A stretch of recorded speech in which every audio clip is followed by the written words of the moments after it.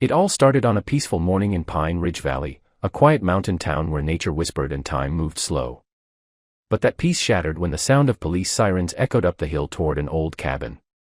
Inside, Marcus, a kind man in his 30s, was fixing his porch, completely unaware of the storm heading his way. The officers stepped out of their car, glancing at each other nervously. The caller?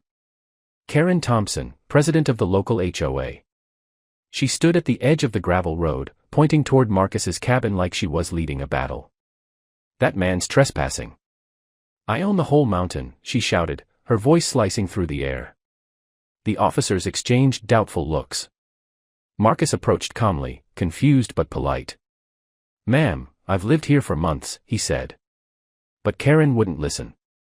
In her mind, control meant power, and Marcus's cabin had become her next conquest. Marcus tried explaining that he'd bought the land legally, showing the officers his papers, but Karen interrupted every word.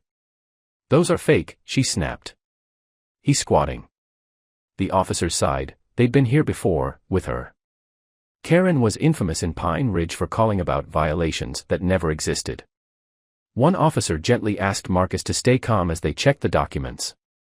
Everything looked legitimate. Marcus's heart pounded, not from guilt, but from disbelief. How could a stranger claim his home wasn't his? Karen fumed, pacing back and forth. To her, Marcus's calmness felt like defiance. The officer turned to her and said, "Ma'am, his paperwork checks out." Her face froze, then twisted into disbelief. "No. I'll call the county." "He can't just live here," she stammered. Marcus looked at her with quiet sadness. He didn't want a fight, he only wanted peace. But peace was the one thing Karen couldn't stand. Days passed, and Karen refused to let it go. Every morning, she drove up the mountain, snapping pictures, writing fake violation notices, and accusing Marcus of disturbing the environment. Marcus ignored her, hoping she'd stop. But soon, her obsession grew darker. She started spreading rumors around the HOA, saying Marcus was dangerous, that he didn't belong. Neighbors who once smiled now crossed the street to avoid him. Marcus felt the weight of isolation pressing down, but he stayed kind. He greeted Karen each time she came, even when she ignored him. One evening, she parked outside his gate, glaring.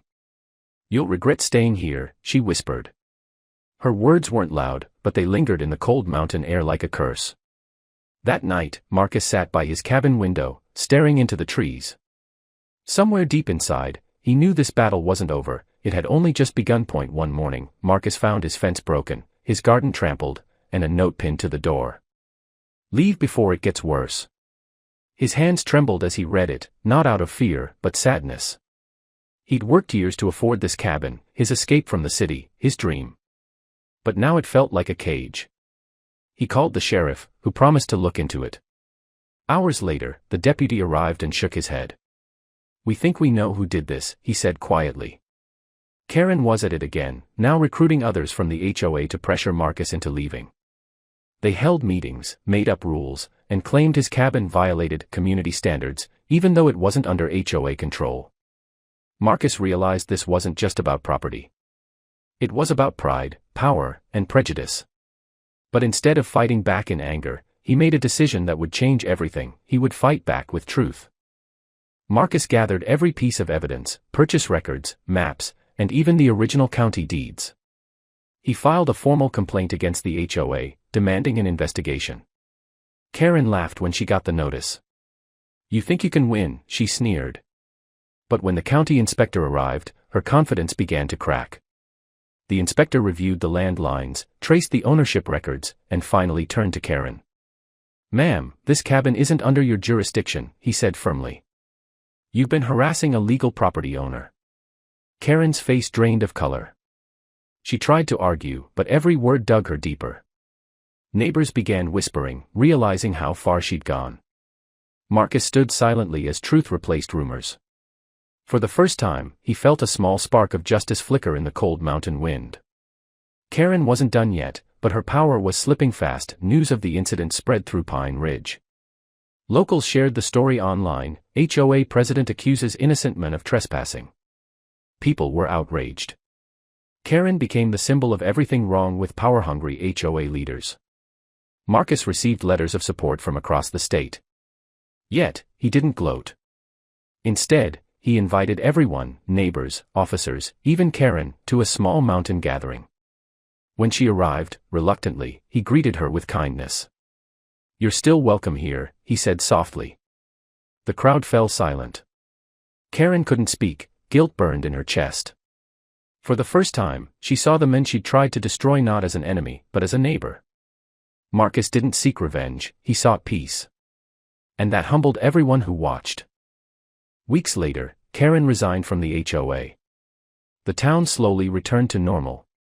Marcus rebuilt his fence, replanted his garden, and watched as the mountain air carried away the last of the bitterness. One evening, as the sun dipped behind the ridge, he saw Karen walking up the trail. She stopped by his porch, eyes heavy with regret. "I was wrong," she said quietly. Marcus nodded. "We all make mistakes. The mountain's big enough for both of us." She smiled faintly and left without another word. The valley was silent again, not with tension, but peace. Marcus took a deep breath, looking over the land he'd fought so hard to protect. He'd won, not by force, but by grace. And in that quiet victory, he proved that dignity is stronger than hate, and kindness is the only thing that truly owns the mountain.